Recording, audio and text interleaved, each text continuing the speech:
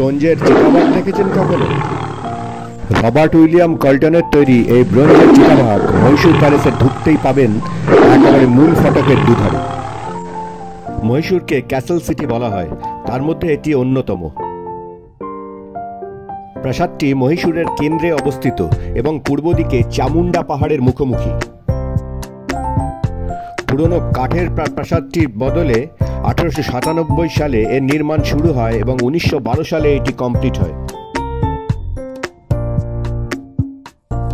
এত সুন্দর ভাস্কর্যের স্থপতি ছিলেন হেনরি আরউইন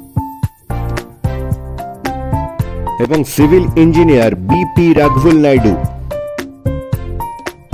বর্তমানে যে জমিতে প্রাসাদটি রয়েছে তা মূলত মাইশুরু, আক্ষরিক অর্থ দুর্গ নামে পরিচিত। পুরাতন দুর্গের ভেতরে প্রথম প্রাসাদটি 1400 শতকে তৈরি হয়েছিল, যা অদ্ভুতভাবে একাধিকবার আগুনে পুড়িয়ে। বাগানে ঘেরা এই প্রাসাদটিতে 4টি প্রবেশপথ রয়েছে।